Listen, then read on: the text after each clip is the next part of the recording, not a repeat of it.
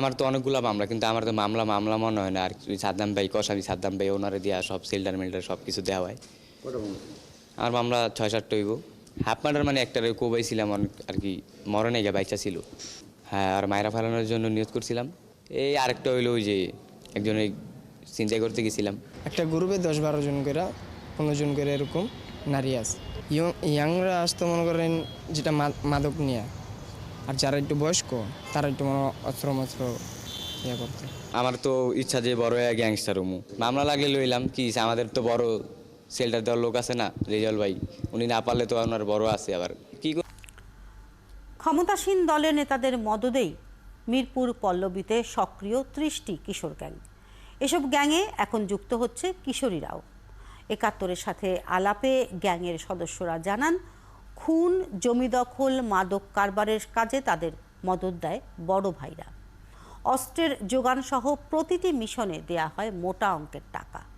অপরাধ করলেও মামলা হয় না। জেমসন মাহবুবের প্রতিবেদন। কিশোর গ্যাংয়ের তাণ্ডব চিহ্ন বয়ে বেড়াচ্ছে 16 বছরের অন্তর। মাথায় ও শরীরের বিভিন্ন স্থানে ধারালো অস্ত্র দিয়ে তাকে আঘাত করেছিল সন্ত্রাসীরা। প্রাণে বাঁচলেও অন্তর ফিরতে পারেনি স্বাভাবিক জীবনে। হামলার পর একটি মামলা করে তার পরিবার, কিন্তু ন্যায় বিচার দূরে থাক, সন্ত্রাসীদের হুমকিতে বাধ্য হয় সেই মামলা তুলে নিতে। দায়েদে সাদ্দামে ওলি আর রবু, হ্যাঁ রেজাউল, কামালে, তেল্লায়, নাদিম, বাদ দেয়া, কাঁদ দেয়া, মাথা বাড়ি মাঝে, আর তেল্লায় তখন আসর ছিল, আমার হ্যান্ডারটা বাইরে আছে। উল্টার হুমকি দিতেছে, জামাইনে মেরে ফেলাইবো, আমার ছেলে যদি মামলা না উঠে আমার ছেলের মেরে ফেলাইবো, আমার যে ওর কাছে মাপ চাইতে হয়, আমি যে ওর কাছে নতইতে কয় আমারে। তার মানে কি কিশোর গ্যাং আইনের ঊর্ধ্বে? এই প্রশ্নের উত্তর খুঁজতে গিয়ে সামনে আসে আরেক কিশোরকে নির্যাতনের ভিডিও। গ্রুপের নির্দেশনা না মানায় হাত মুখ বেঁধে তার উপর চলে নির্যাতন। ঘটনার পর থেকে নিখোঁজ সেই কিশোর ও তার পরিবার।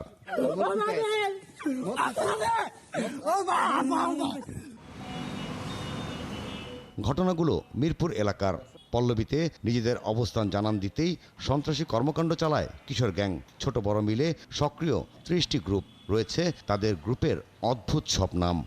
এই ছোট কি কারণে গড়ে ওঠে কিশোর গ্যাং? কারাই বা এর সদস্য? কেন তারা এত হিংস্র? তাদের কাছে অস্ত্র আসে কোথা থেকে? অপরাধ করেও তারা কেন থাকে ধরাছোঁয়ার বাইরে? এমন অসংখ্য প্রশ্ন কিশোর গ্যাংকে ঘিরে। জিনিস লাগলে বাইরতে লইয়া যাবি, কোবায়া এলাকা খালি করে লাবি। স্বল্প আয়ের মানুষের বাস যেখানে বেশি, সেসব এলাকায় তৎপর কিশোর গ্যাং।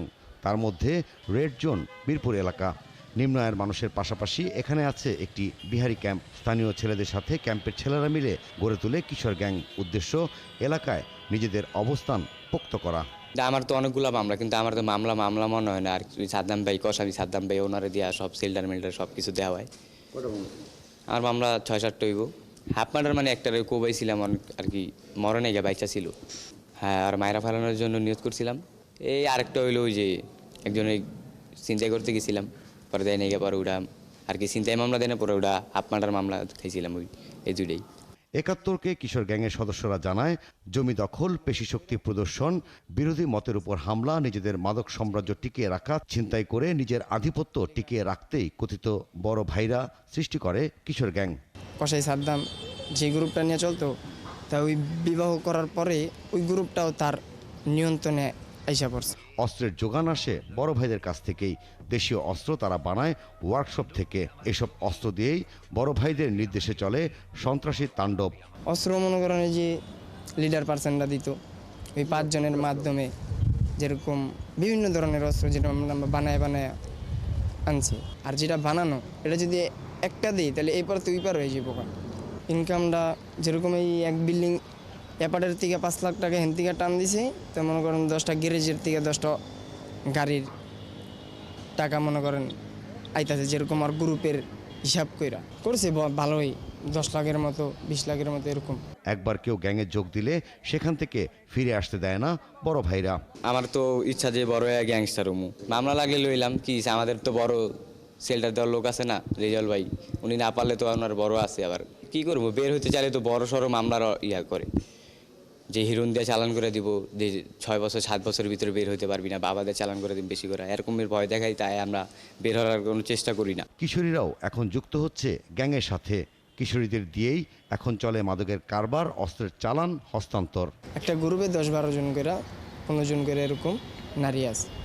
ইয়াংরা আসতে মনে করেন যেটা মাদক নিয়ে, আর যারা একটু বয়স্ক তারা একটু অস্ত্র ইয়ে করতে।